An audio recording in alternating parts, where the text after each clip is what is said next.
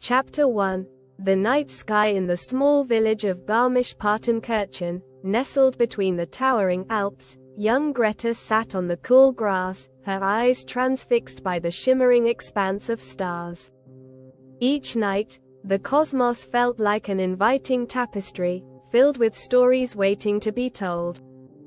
The chill of the night air wrapped around her like a comforting blanket, and the gentle rustle of leaves whispered secrets of the universe. Her father, a humble farmer with weathered hands and a kind smile, joined her, his face illuminated by the soft glow of the moon. "Greta, why do you look to the sky?" he asked, settling beside her.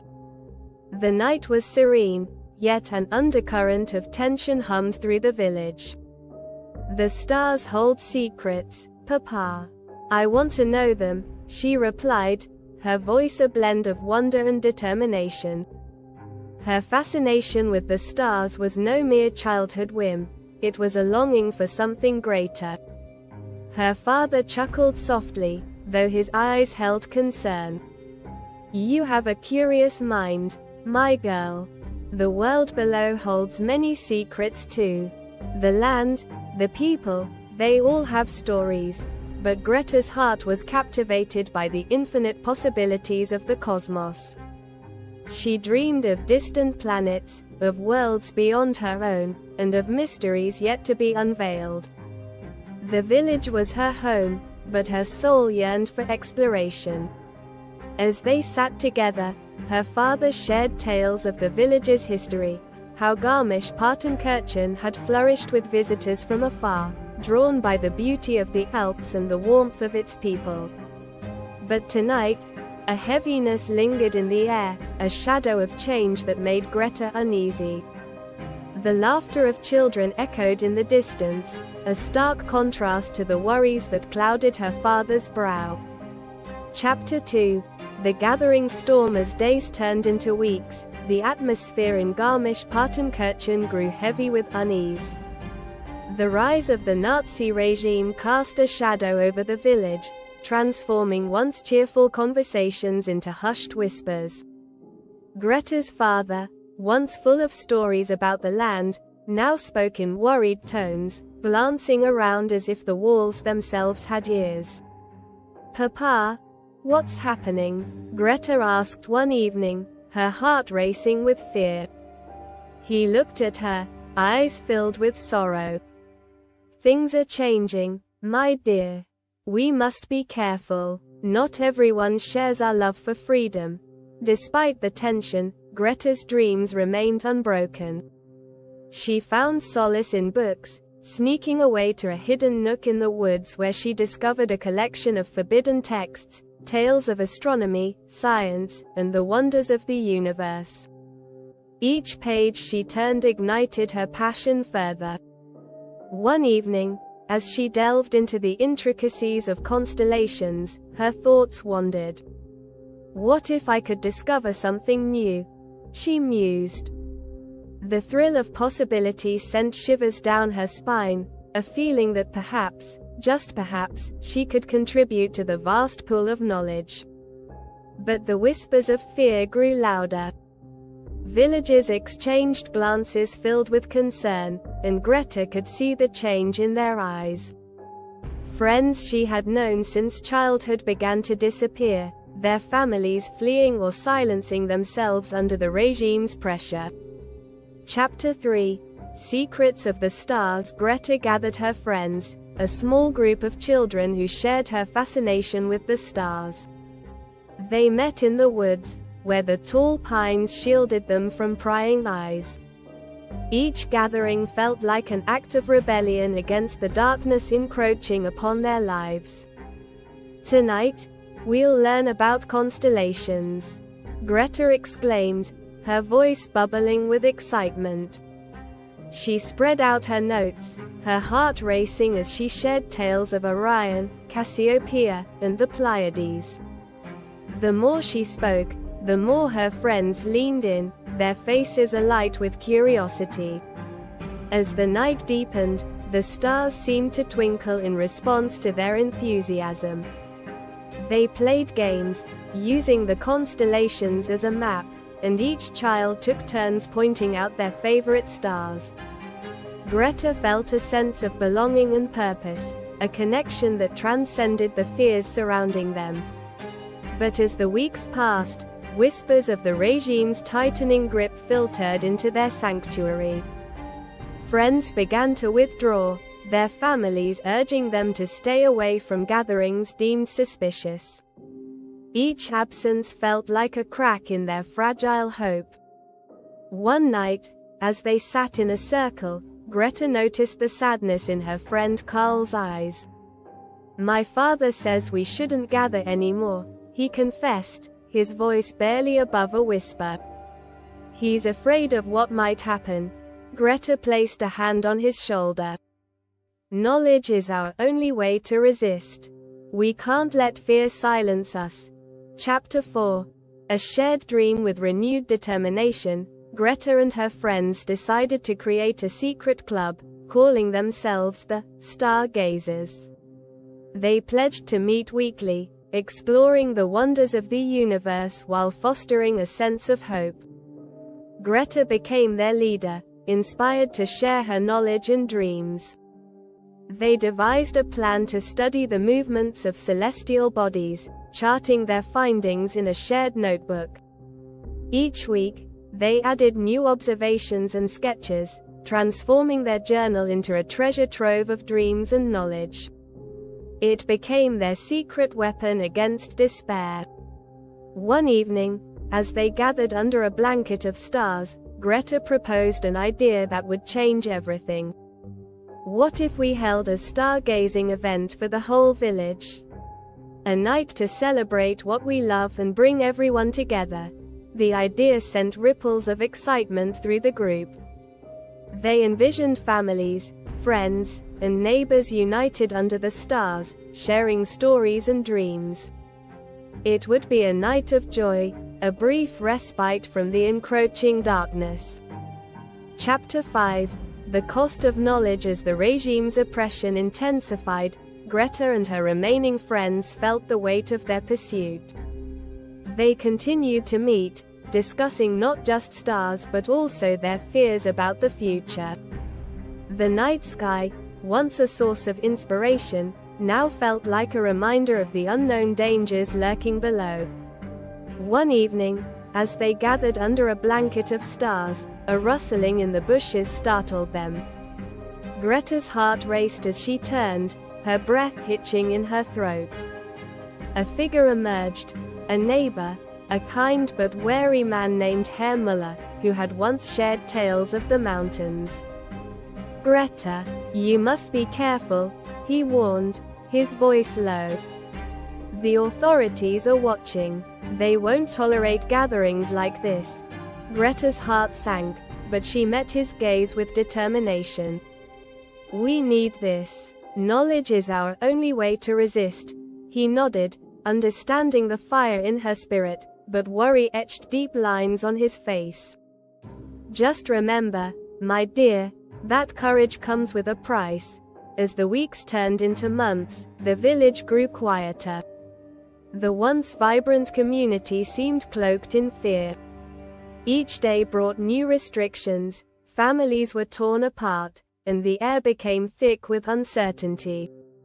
Greta often felt a knot in her stomach as she walked through the village, the whispers of her neighbors echoing in her mind.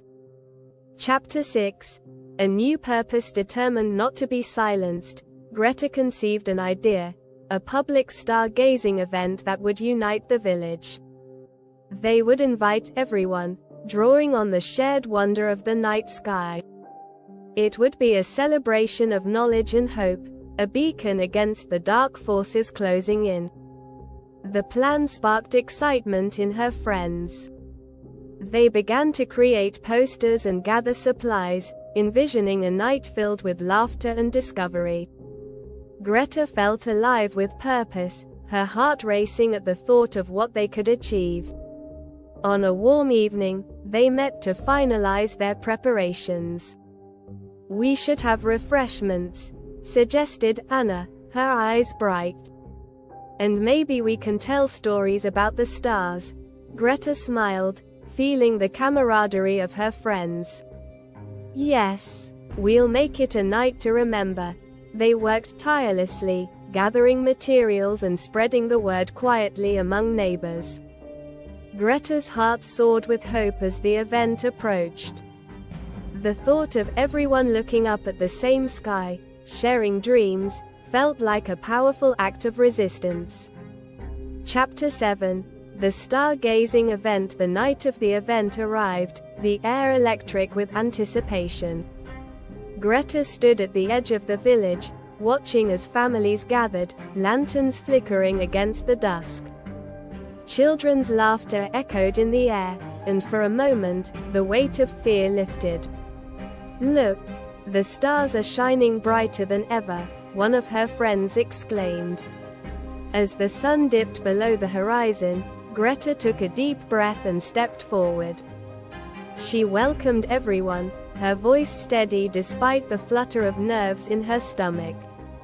"Tonight, we come together to explore the wonders of the universe," she proclaimed.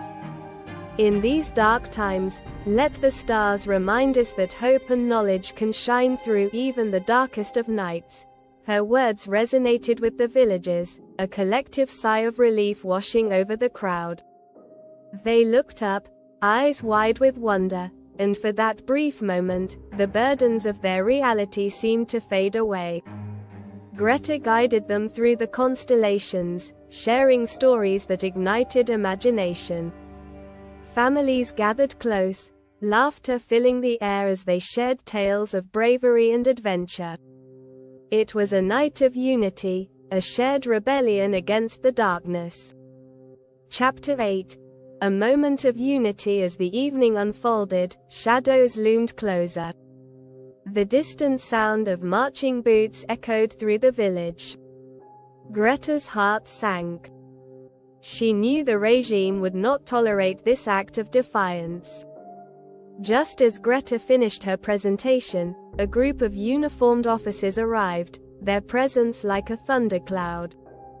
The villagers fell silent, fear coursing through the crowd. The officers began to disperse the gathering, demanding to know why they were there. Greta stepped forward, her heart pounding. "We were only sharing knowledge. We meant no harm," she exclaimed, but her words fell on deaf ears. In the chaos that ensued, her friends were pulled away, and the joyful atmosphere turned into panic. Greta's heart shattered as she realized their moment of hope had been extinguished. She glanced around, her eyes meeting those of her father, who stood in the crowd, his expression a mix of pride and worry. "Go home, Greta," he called, urgency in his voice.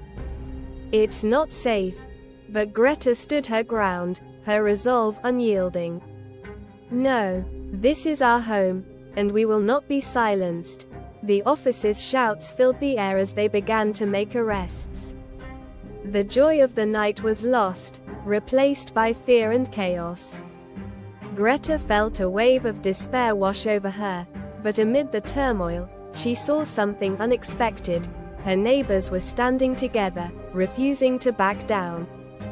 Chapter 9. Consequences. In the following weeks, the group faced increasing threats. Some members were forced to leave, their families fleeing the regime's grip. Greta felt the weight of loss heavy in her chest as friends disappeared one by one, leaving her feeling isolated. She found herself wandering the woods alone, searching for solace among the trees. One day, she stumbled upon the old oak tree where they had once gathered to dream. She leaned against its sturdy trunk, tears streaming down her face. "Why, Papa?" she whispered to the stars above. "Why does it have to be this way?" Yet, even in her despair, she felt a flicker of determination. She could not let fear silence her. She resolved to keep the spirit of the stargazers alive, to honor her friends by sharing the knowledge they had fought to protect. One evening, Greta decided to organize a final secret gathering. She wrote notes to her remaining friends, urging them to come. They would not let the darkness extinguish their light. Chapter 10. A resolve to continue. The night of the gathering arrived, and Greta's heart raced with anticipation. As she waited by the oak tree, one by one, her friends trickled in, their faces filled with a mix of fear and determination. "We have to keep meeting," she said, her voice steady. "We need each other now more than ever." As they gathered beneath the stars, the weight of their shared experiences hung in the air.